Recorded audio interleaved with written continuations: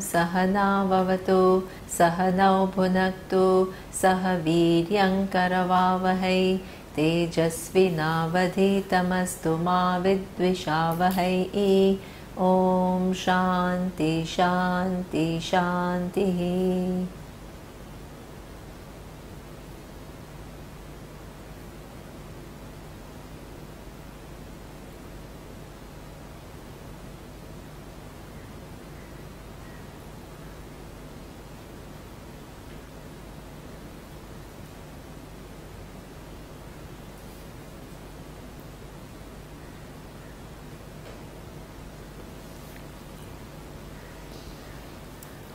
We will do a text called the Tattva Bodha. Tattva Bodha is a text which people study at the beginning of Vedanta, when they begin to study Vedanta. It's a book of definition, so that creates a very strong foundation for then listening to other texts. And in addition to that, while giving the definition, it also unfolds the vision. So therefore you also get to understand what Vedanta is talking about. So it's a very useful book. So we will the book begins with a prayer. Every text generally begins with a prayer because there are so many obstacles to learning. Okay? The very fact that you come to Vedanta itself is considered to be a very big event in life of a person, where the person is not searching through the normal means that are available, but are turning to a totally different paradigm to find certain basic answers. And in that pursuit there can be many obstacles, either from oneself, in form of sometimes you just physical, you fall sick, or you are not well, or it can be some mental obstacles in terms of you cannot concentrate, or it could be just the resistance to teaching, because we all have certain existing mental frameworks about who we are, what is the nature of the universe, what is the nature of the cause of the universe. So there are two types of problems. One is that when Vedanta shows something which is different from what we believe in, either we become very defensive and we tend to reject what Vedanta is saying because it does not conform to what we believe or what we think is the truth. And second form of obstacle is a little bit more subtle, whereby you retain your existing framework and you try to fit in Vedanta into that. Okay, so that means that you're actually superficially learning, because you are in fact not seeing what Vedanta says. You are operating from your own framework and embellishing it with certain details that Vedanta is talking about. So that is a subtler obstacle, and that prevents you from really capturing what is the intention of Vedanta. So you want not these two obstacles to happen, and therefore you ask for Shanti. Shanti is peace or a conducive environment. Now the obstacle can also come in form of the teacher not remembering, or not at one's best. So therefore it's not only the student who prays, but it's also the teacher who prays for Shanti, so that the conducive environment is created both on the part of the student as well as teacher. The obstacles can come also from the physical environment, through some floods or heavy rains, or anything which makes it impossible for you to study, so you also don't want that to happen. And some noise, some disturbances and some natural disasters. So these are called Adi Daiva and Adi Bhautika. One is your immediate surrounding, and the third is the natural forces over which nobody has the control. So we start with the prayer. It says, the Vasudevendra Yogindram Natva Gnana Pradam Gurum Mumukshunam Hitarthaya Tattvabodha Abhidhiyate. Okay, so it is said that having about to whoever is writing is remembering one's teacher. Because one thing is very important is that the Vedanta is a tradition of teaching. Okay? It's where you acknowledge the role of a teacher who is not somebody who says that, oh, one day this reality dawned upon me and I have become the wise person and I'm just going to make you a wise person or an enlightened being. It's a set of texts which include Upanishads, Bhagavad Gita and several Prakarana Granthas which reveal the subject matter with a lot of detail. And not only the subject matter is revealed in detail, but there are commentaries which are written, which are highly analytical in nature. So that means everything that is mentioned is substantiated through both the use of our experience and then also use of logic. So that is the methodology used, and therefore it is not a mystical tradition. It's not something waiting for you to somehow personally experience something at a given point in time. It starts with an assumption that there is already a reality. There is a reality that is, okay, which we are oblivious to. And Vedanta, through the use of words, makes us to relook at the world, the nature of I and nature of the cause of the universe, and discover something totally different. Okay? And it is just inquiry into here and now, but with the help of the teaching which is then verifiable. So it's not, it doesn't fall within a belief system, because you, the subject matter is essentially you, and you are very much present. Okay, so if you are present, then the knowledge has to be direct and it has to be cognitive, and you are actually in and through all the experiences. So you don't need to wait to produce one more experience to know yourself. You have to understand the invariable nature of I through all the different experiences that one goes through. So this is a teaching tradition where the student remembers one's teacher, and the teacher is somebody who has studied all the text and also is aware of how to use the methodology to reveal certain truth, to make you discover something which is here and now. So this is how it is taken. So here the person's teacher is Vasudeva Yogindram. Okay, and who is this? He's doing salutations to this Vasudeva, who's the who is considered to be Yogindra, is a wise person, the one who is king of all yogis, and who is none other than Vasudeva, which is the truth, which is the cause of the universe. Okay, and who is he? He is a guru. What kind of guru he is? Gnana Pradam. He gives knowledge. And the very fact which I said, that it is not a guru who is giving you promises, but he is giving you the knowledge. Then to whom is he giving the knowledge? Mumukshunam. Okay, the person who is desirous of freedom. So this is the person who goes to the guru, and for the benefit of this person who's desirous of moksha, which is the freedom, this Tattva Bodha abhidhiyate. This Tattva Bodha is unfolded now.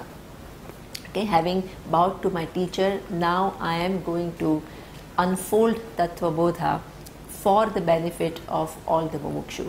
That means that the writer of the author himself or herself was the author, was a seeker of freedom at one time. He went to the teacher, he got this knowledge, and now he is imparting it on to the others. Okay. So now everything is explained, so I will not go further. We will go into the first verse. It says, Sadhana chatushtaya sampanna adhikarinam moksha sadhana bhutam tattva viveka prakaram vakshamaha. So the first verse explains exactly what is the nature of this book, what is unfolded. So it says Vakshyamaha, we are going to unfold. We means it recognizes the tradition. Okay? What Tattva Viveka Prakaraha, the nature of realities. So for whom it is, what nature of realities is not something which is, many bodies of knowledge look into realities. You have sciences, you have many different methods, psychology, social sciences, they all want to gain certain understanding of realities. Okay? But here this inquiry is not just kind of a curiosity about nature of things, but it is directly relevant to me, the person, and it is directly an answer to what I am really looking for. Okay? So this is why it is something which is moksha sadhana bhutam. It is not merely an intellectual inquiry to just know one another thing in the universe. In this inquiry is the culmination of my fulfillment, is where I discover the truth of myself to be limitless, which totally releases me from this sense of individuality, sense of seeking, sense of incompleteness, sense of want that I have been wanting to somehow complete or to fill the gap through all the pursuits that I pursue in my life. So this is moksha sadhana bhutam. So it's not a small text, it's not just another text of one given subject matter, but who comes to this freedom? It is sadhana chatushtaya sampanna adhikarina. Every text has a person who is eligible to read, or every subject matter has a person who will be attracted to the subject matter. Okay, so many a times people have been talking about the fact that Vedanta, why is it kept almost hidden? If it is such a brilliant body of knowledge, why is it not extensively available? And they sometimes blame the traditional people by saying that they have been very deliberately trying to keep it as almost like a secret and not make it very easily available. Okay? But the other side of the whole coin is that every time there is an advanced learning, you will have fewer people. Okay? So you go to advanced physics class in a PhD class, you will naturally have very few people. Okay? It's not that they are told not to come, okay, but there is a natural selection. There are very few people who will find that they have a value for learning like this, or who have the capacity to, because it requires a lot of perseverance, lot of integrity, lot of hard work, and a lot of use of one's brain and constantly shifting one's understanding and paradigms. And that kind of people in this universe are very, very few. Okay? So this is why Vedanta as a subject matter, because of the nature of the inquiry, it is becoming an exclusive subject matter where only a few people will be attracted. Okay? And the qualification is the fourfold. Okay? So what are these fourfold qualifications which are necessary for the person to come to Vedanta, and having come to Vedanta to actually understand what it says. So the next verse is explaining what are those sadhana chatushtaya kim. Okay? So the verse is saying that we are going to talk about tattva, the nature of reality, which will bring you the freedom. Okay, for those who are eligible for this knowledge and who are attracted to this knowledge, and those who are attracted to this knowledge have fourfold qualifications, and the qualifications are, he says, sadhana chatushtaya kim. He asks the questions, what are those fourfold qualifications? He says, nitya anitya vastu vivekaha. The person has done some kind of an inquiry into what is nitya and what is anitya. Anitya is something which is impermanent, and Nitya is something which is permanent. Okay, now if you already know what is permanent and what is impermanent, that means you are already a wise person, so you don't need to study. Okay, now here what is emphasized is that the person has done a little bit of thinking about what we call Purushartha Nishchaya. Purushartha Nishchaya means that looking at what I have been doing so far in my life to gain the fulfillment that I am searching for, and the extent to which what I have done so far has given me what I am really looking for. Okay, so this is the what we call the analysis of Nitya and Anitya. So what I am searching for, everybody knows that I am looking for happiness, but happiness, fulfillment, freedom from sense of inadequacy, freedom from sense of limitation. That is what I am really looking for behind every pursuit of mine. Now the question is, in order to get this freedom, what am I doing? Okay. Now it may seem that there are every individual is unique in nature and is pursuing something totally unique. Okay, two twins also are not identical. So you will find in terms of human pursuits, if you really try to give the details, there is no end to it, because it just keeps on changing. Okay? And it's very unique and it changes over a period of time. What people sought 100 years from now is very different from what we seek now, and what will happen 1000 years from now is going to be different. So therefore you cannot really grasp on one hand what people are looking for, but uniquely, but you can come up with a certain basic categories. So that means that within those categories you will always find some changes. Okay, and those 4 categories is what Vedanta itself analyzes. The first pursuit is what they call Artha. Artha is the pursuit of security. The security pursuit is that I want, for example, what we call some basic necessities, fulfilling the basic necessities, which is food, shelter and clothing. Okay, that is all. They say that that is the minimum requirement for a human being to feel secure. So you need to have next meal, you don't have to struggle for that. You have shelter where you are comfortable, then you have some relationships. So food, shelter, clothing, these are considered to be the very basic form of security.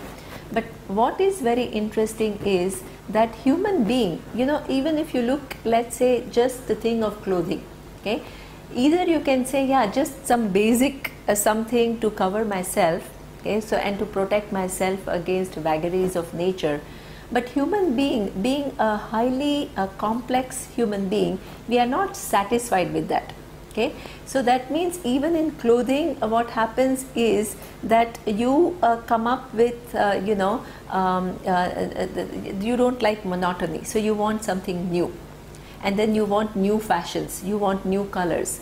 And this is where the whole design industry, which is a multi-million-dollar industry, walks in, because then you want to wear, everybody wants to show designer clothes, designer bags, designer. From just a simple necessity or security, which is just covering and protecting yourself, human being with one's complexes makes it into a highly kind of a complex need, which also somehow is connected to one's security. Because imagine you are going to a party which has all these people who are extremely wealthy people. Okay, so unless you wear some designer clothes, you will not feel secure, and that is very much related to your security.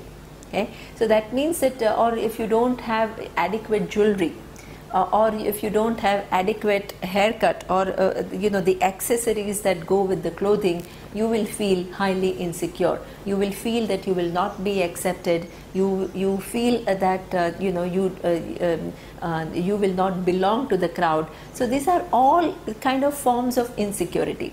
So you can see that something basic like clothing can become highly complex because the complexity of human nature. Okay. And what happens also is that the fashions are very different. In the US, what is considered very elegant, like black dress, in India it's totally unacceptable, because in India, in any occasion when you are celebrating, you wear colorful things. Black is worn only at the time of mourning. So you have all these different varieties, but at the same time, somehow all this does is fills the security of the human being. Okay. Then you have something called shelter. Shelter is exactly the same. You can start with just one very simple house, but human being is so complex that it makes like really beautiful houses, then apartments, then all these different architectures, all these different designs, and which evolve over a period of time. You have this very old Victorian style, and you have you go to France and you hardly see any new buildings, because everybody so much loves these ancient buildings and the architecture, that generally the world trend is that newer the building, more price it will have, and the older the building, because it's generally run down, so it will command a less price. But there it is something which people cherish the heritage, and they love these high ceilings. Modern structures are seen as something very cramped and nobody wants to live in them. So even the shelter, which is a security, again becomes highly sophisticated. And also it then also has to, one of the biggest things in Mumbai is like the address where you live. Okay. So that means that people ask you, when they meet you, they'll ask you a question which is like, where do you live? And it's not just a simple question, a matter of fact question where you just inquire where the person is living.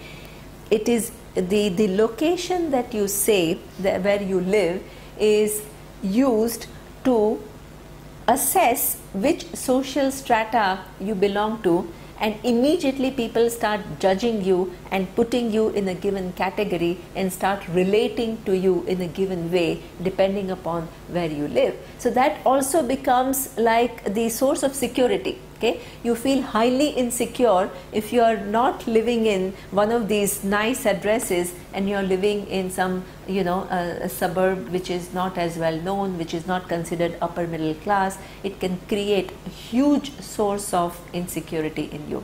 So this is where the most basic simple things become highly complex when it comes to human being, because we are self-aware, and we try to this whole evolution of moving from simple to highly complex, it shows that we try to solve our sense of insecurity by improving upon those sources, but the fact is that nobody is totally satisfied.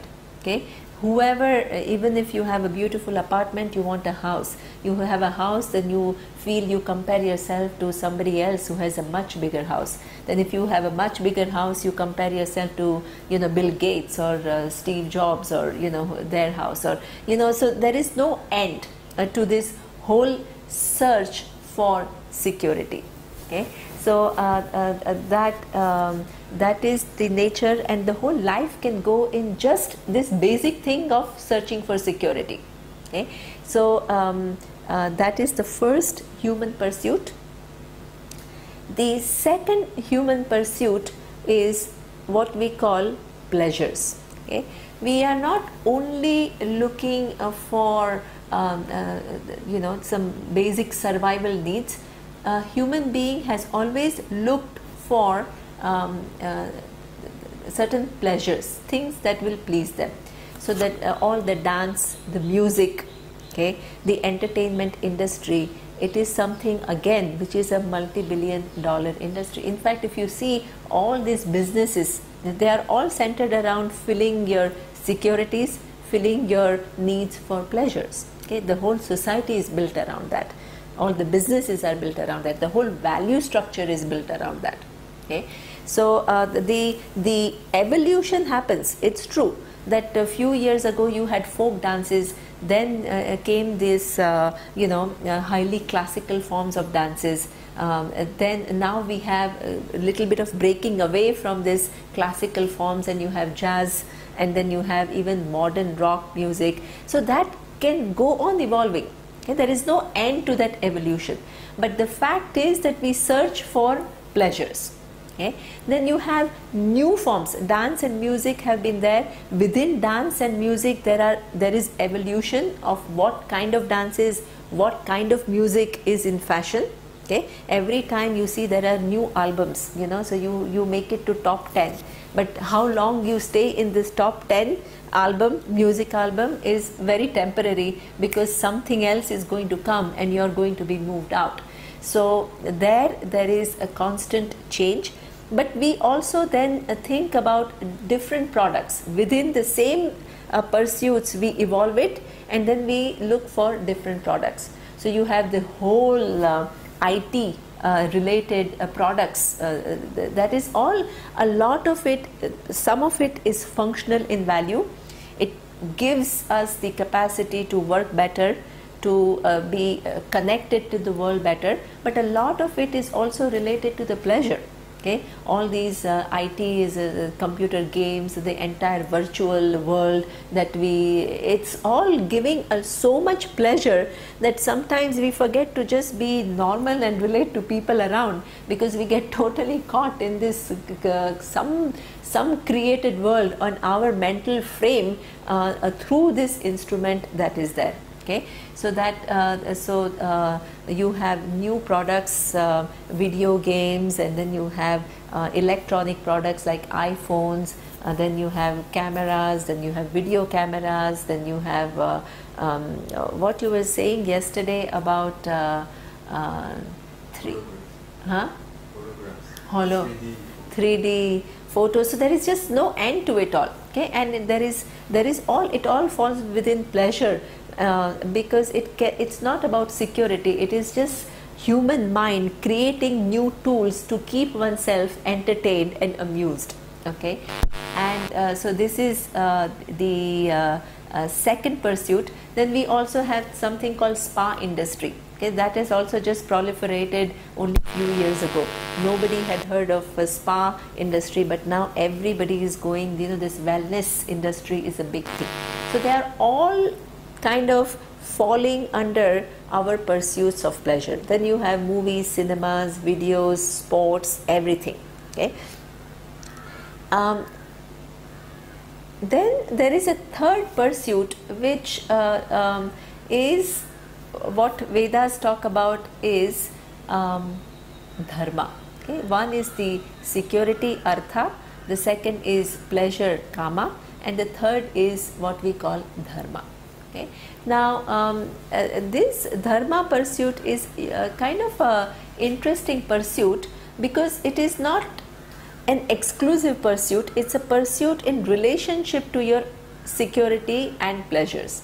Okay. So you are going for security, but what are the means that you are adopting to get that security that you are looking for? You are going for pleasure, but how are you going about getting those sources of pleasure? So either you can be totally selfish and you can just think about yourself, and you can just not think twice about stepping on somebody's toe, or being dishonest or cheating somebody to get the security that you want or the pleasure that you want. Or you can be a little bit more ethical about how you go about getting it. So the pursuit of dharma is all about how ethical I am in getting these different sources of security and pleasure.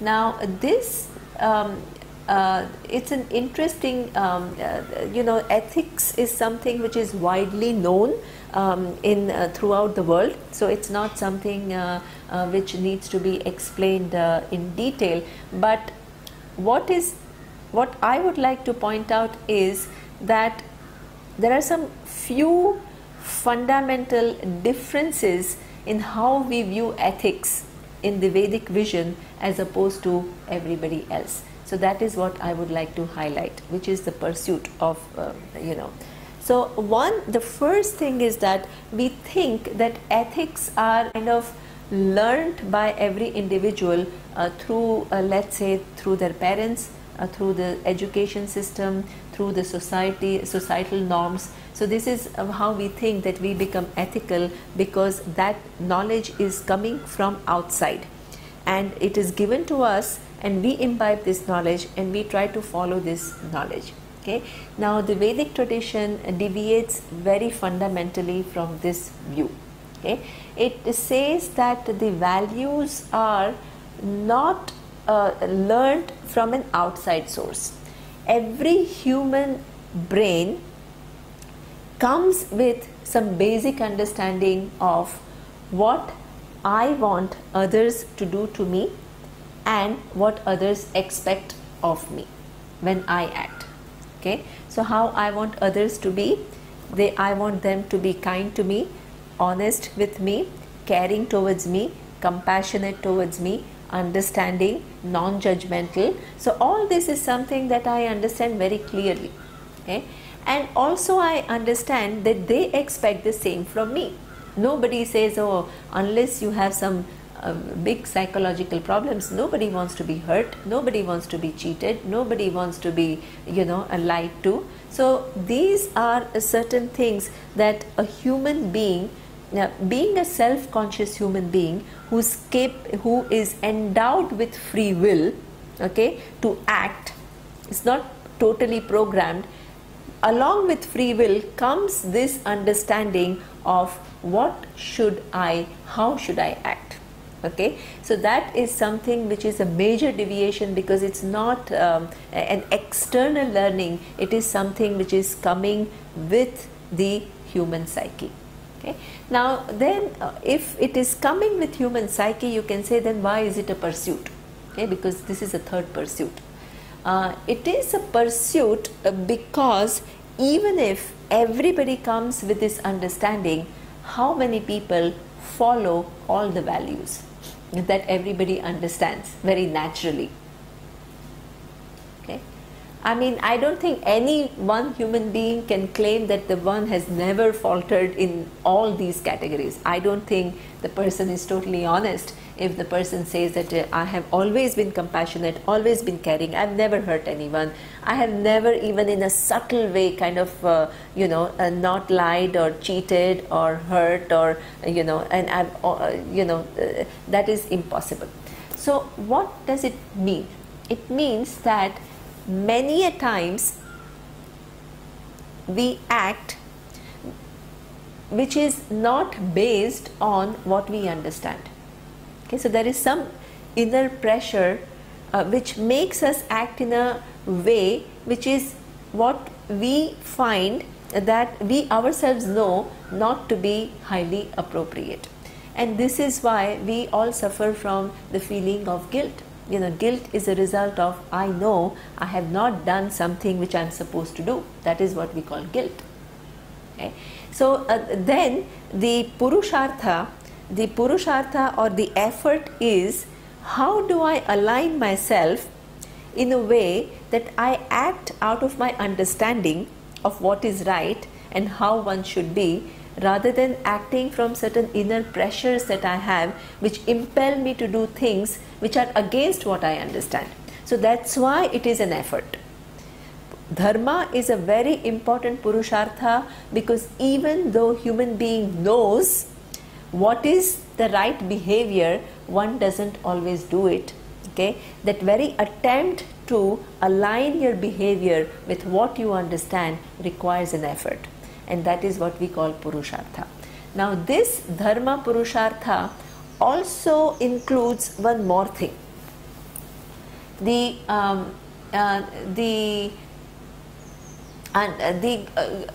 life hereafter. Okay, so according to all major religious traditions, including in Hinduism, people talk about a place called heaven. Okay, so that means that the dharma, if you do the right things, not only you will have a conflict-free life here and now, which is free from the sense of guilt or feeling of kind of many a times when you go against universal values, it also results in some kind of a lower self-esteem, because you can't keep up to what you understand which is right thing to do. So not only those, you will have a good self-image and you will have a kind of a conflict-free life, but you will also have a good conducive situation hereafter, which is what we call going to heaven. Okay, so the artha, dharma and kama are the three main pursuits that human beings pursue. Okay, now the question is, that is what most of the humanity is going for. Okay, securities, pleasures and the certain sense of following ethics for better results here and hereafter. Okay. Now the question is, can all these different pursuits bring me the lasting fulfillment that I am really searching for? Okay. So the human being has been searching for securities from the time of Stone Age, okay, up to now, and of course tremendous progress has been made, which enables us to have a lot more comfort than before. But has it really solved the problem of insecurity? Because what really, I'm not interested in things, right? What I'm really interested in is being free from being insecure. Okay, and I think that those things will give me that freedom, and therefore I go for them. Okay, but has it really solved it? We have made our lives so much better, but has it, can anybody who is existing now in this universe can say, yes, I'm totally secure, and full stop? Okay, not, oh, I'm secure, but, and then you have a long list of things about which you are not secure. You know, oh, I may not have a job, or oh, now there is a recession, or what if my child does something, or what if my wife happens, or what if something happens to my parents, or there is always something or the other that we are all insecure about. Okay, so that means that the problem is that of my being my conclusion that I'm insecure. Okay, and I need to get something external which will bring me the security that I'm searching for. Okay, but actually, if you see that no amount of external things can make you that secure person. Why? Because first of all, if you are basically insecure, okay, no addition to an insecure, something which is implicitly insecure, no addition which is first very limited addition and temporary, which is always fleeting. Even if you get it, there is no guarantee that it will stay with you. Okay, and neither you are going to stay forever to enjoy it, nor the object that you have gained is going to stay with you forever. So you are basically looking for your security in a thing which is basically insecure, and therefore there is never an end. Okay, and you have concluded that I am insecure. So an insecure person looking for security through insecure things, when will he find the security? Never. Okay, so this is what that person is, this sadhana chatushta sampanna, he understands that it is anitya. Anitya means it is not permanent.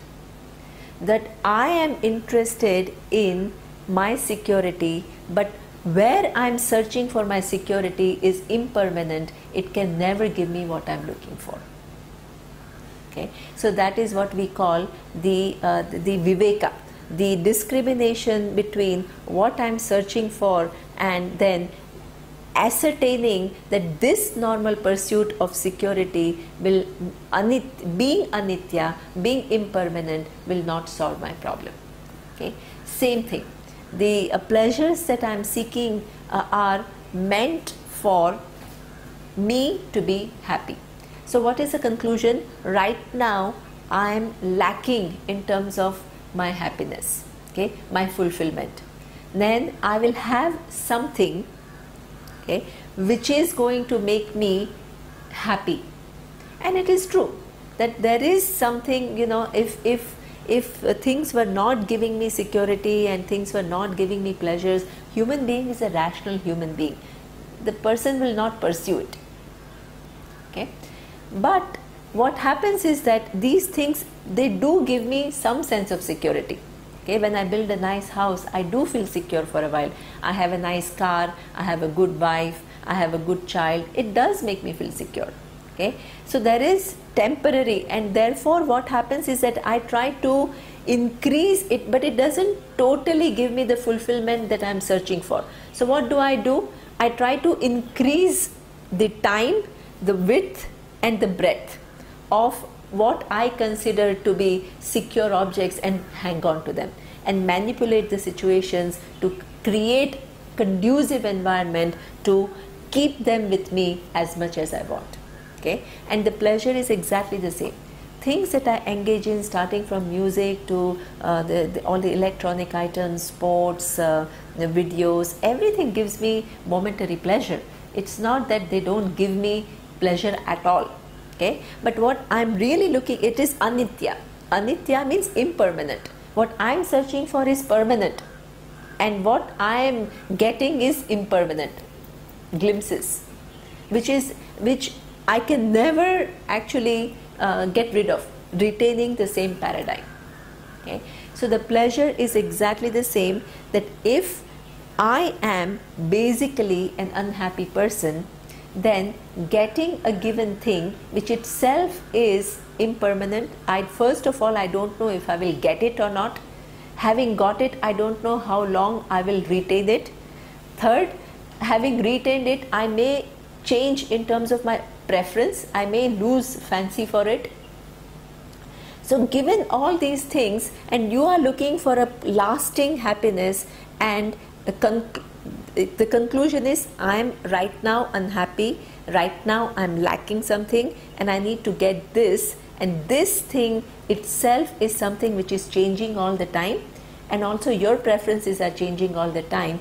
It will never give you the lasting happiness that you are searching for. So that is also artha. The normal pursuits of artha is anitya.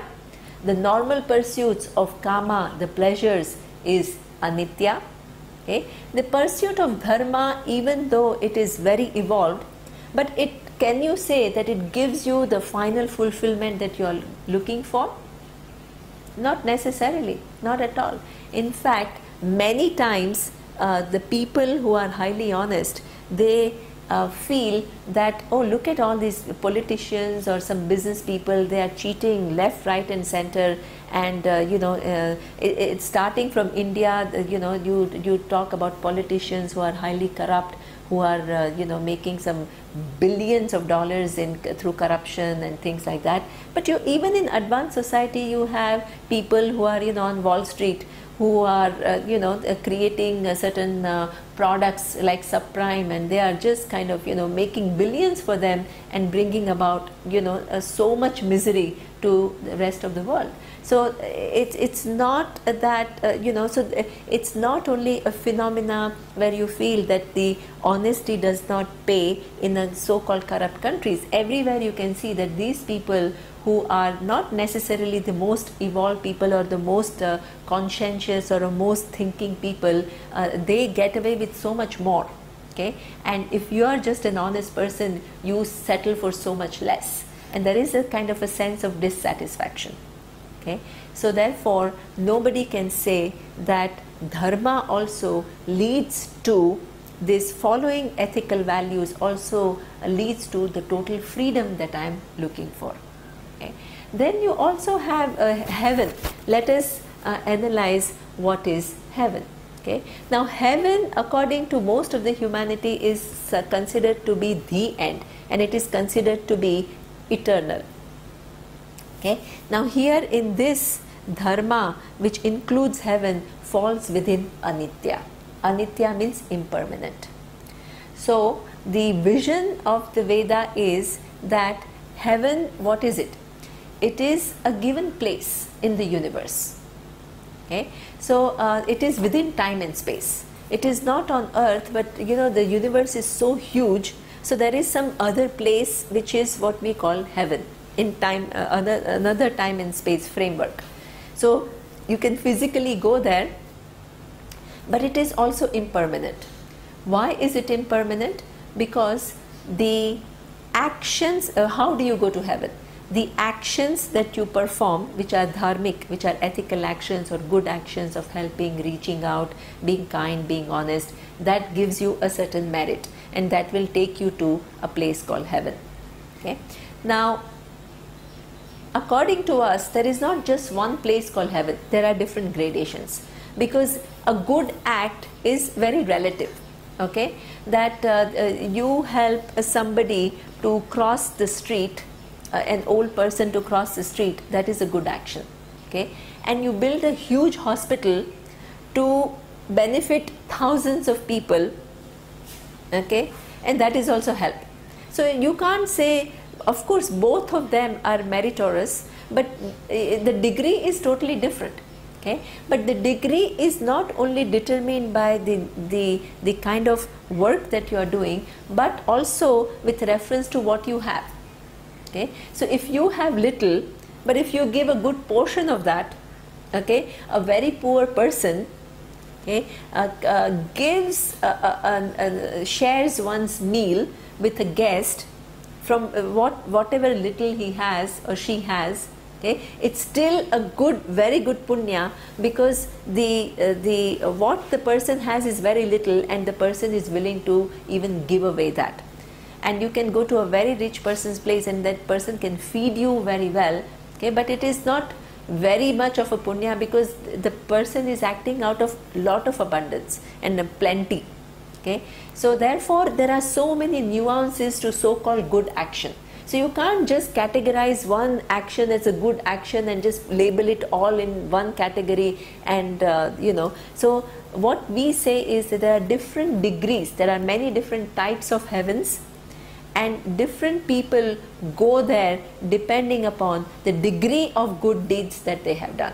Okay, the quality of deeds, their intentions behind it, because you can feed somebody, but you are always thinking, oh my God, what a bore, I have to do this for this person, I'd much rather go out and do something, and so you may feed the person with good food, but you may not have a good intention. So that means, what is your intention, what is the base from which you are operating, how much you have, okay, and then of that what you have, how much you share.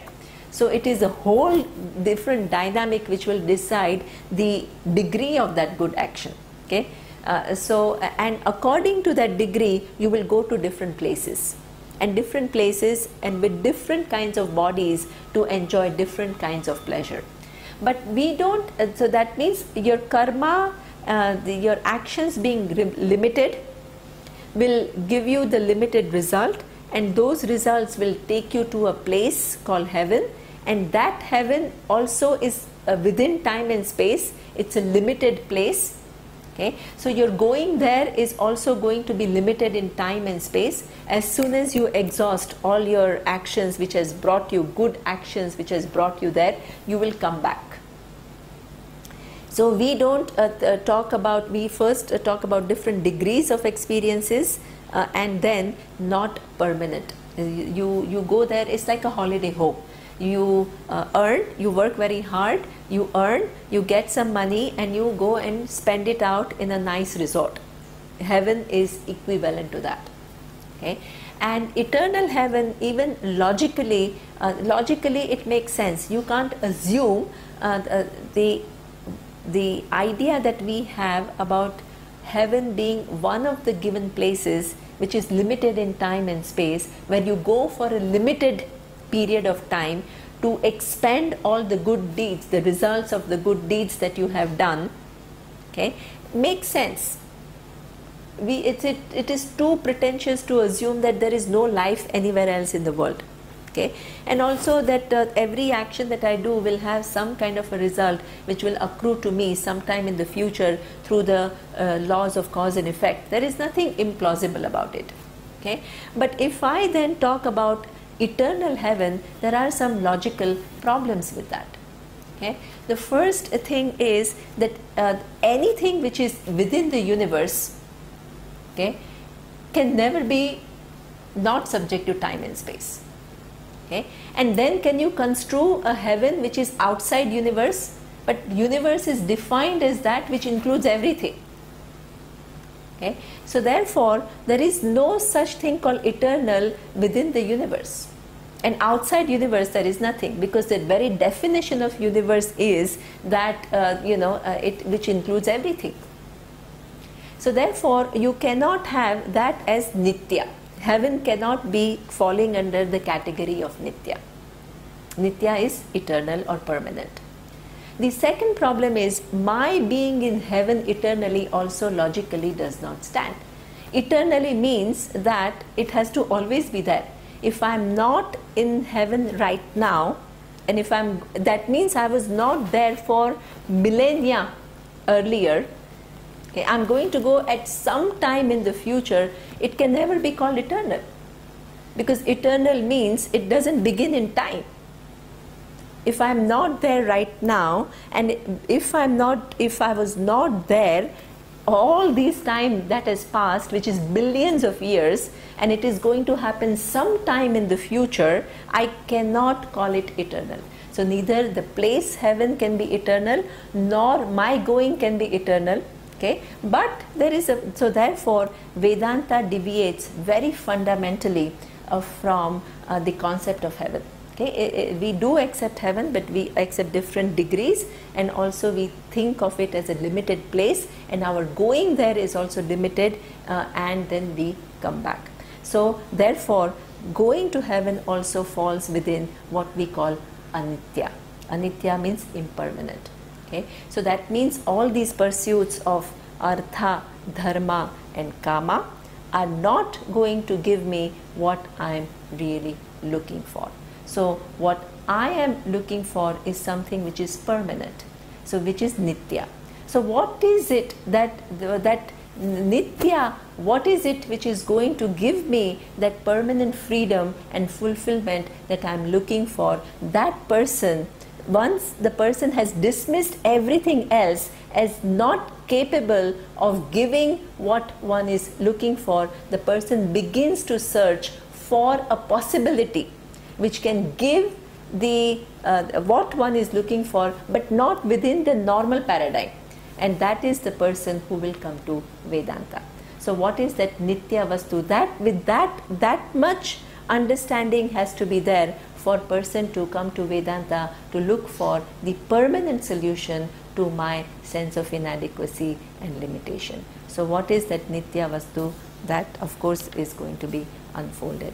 But this is the first qualification of recognizing that there is no connection between what I am really looking for and what I am going after to get what I am looking for. Okay, it gives me, it's not that it's useless, it gives me, but it is impermanent, and what I'm looking for is permanent solution, and these pursuits are not able to give me the permanent solutions. So you go for a permanent solution. This is what we call nitya anitya vastu viveka. So the next class we will see. Om Purnamadav Purnamidam Purnat Purnamudachyate Purnasya Purnamadaya Purnamevavashishyate. Om Shanti Shanti Shanti. Om Shri Gurubhyo Namaha. Harihi Om.